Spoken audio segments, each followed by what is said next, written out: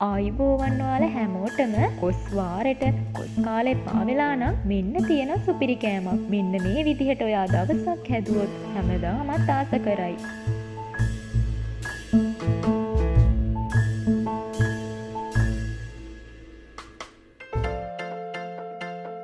මේ තියෙන්නේ අවශ්‍ය ද්‍රව්‍ය ටික.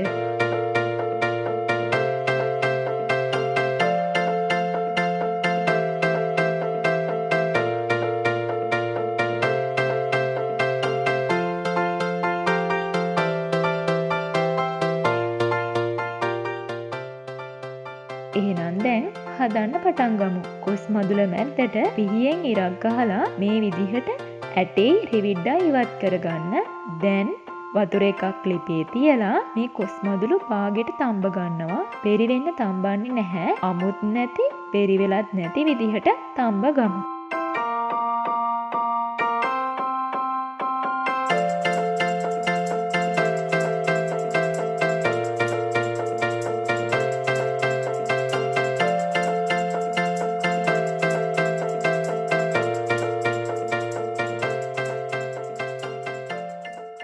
මේ තියෙන කිරියල. කිරියල අලවලට වඩා හරිම රසයි. ඒ වගේම ගුණයි. ඔයාලා දැකලා නැත්නම් මේ තියෙන කිරියල පඳුරු. මං මේ අල ටික සුද්ධ කරලා තම්බගෙන අරන් තියෙන්නේ. දැන් මේ කිරියල ටිකක් පොඩි කරගන්න ඕනේ. බැදලා ගත්ත කෝනිස්සෝ ටික බ්ලෙන්ඩ් කරගන්න දාගන්නවා. ඒකටම ලූණු, කොච්චි, කරපිංචා, කරාබු නැටි කිහිපයක් එක්ක ලුණු කුඩු, ගම්මිරිස් කුඩු දාගෙන බ්ලෙන්ඩ් කරගන්න.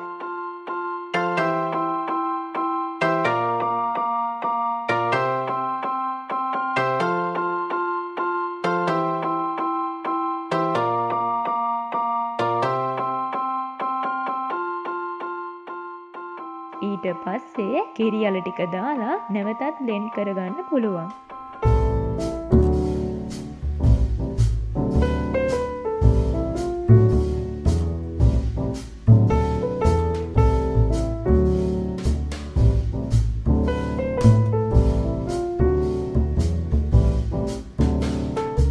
බලන්න මෙන්න මේ ගානට තැම්බුණාම හොඳටම ප්‍රමාණවත්.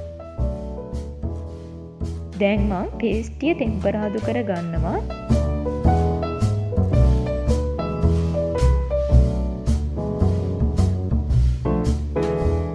තෙල් ටික දාලා ඉඟුරු සුදු ලූණු දාගන්නවා.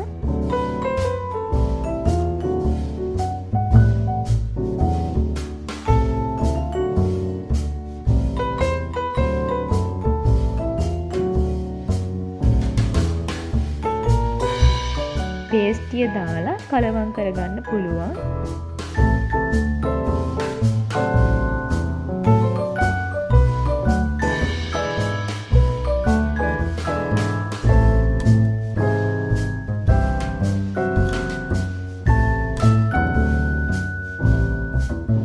දැන් කොස් මදුළු එක එක අරගෙන පේස්ටිය ඇතුළට දාලා ඉරටු දෙකක් ගහගන්න ඕනේ. මේ ඉරටු දෙක ගැව්වාම බැදගන්න කම් ඔයාට ගොඩක් ප්‍රයෝජනවත් වෙයි. ඒ වගේම රස බලන්න වෙන කෙනෙක්ට දෙන්න කලින් ගලවන්නත් අමතක කරන්න එපා.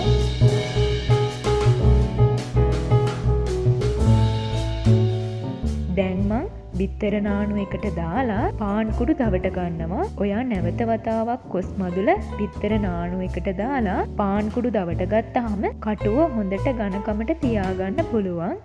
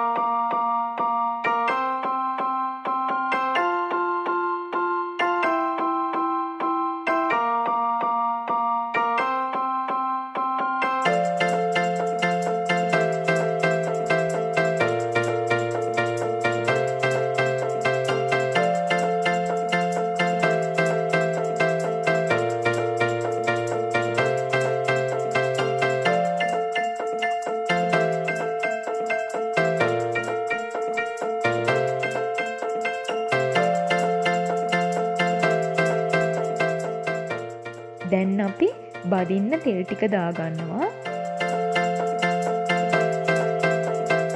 තෙල් ටික රත් වුණාට පස්සේ හිමීට එක එක දාලා යටි පැත්ත බැදුනට පස්සේ උඩි පැත්ත බැදගන්නවා. දාපු ගමන් හැන්දෙන් තට්ටු දාන්න යන්න එපා. බැදෙනකන් ඉන්න.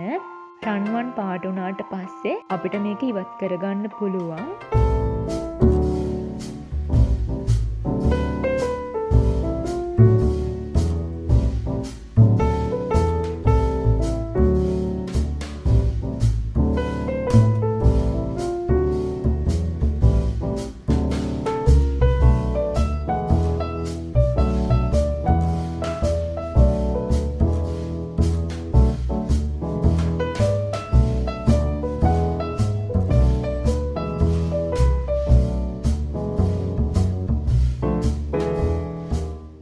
මෙන්න තියෙනවා කට්ලට් පරාද. සුපිරි කට්ලට් කොහොමද? කන්න ආසයිද? එහෙනම් කොස් වාරෙට SL ට්‍රැඩිෂනල් ෂෝ අපෙන් මෙන්න ඔයාට රසවත් කෑම එකක්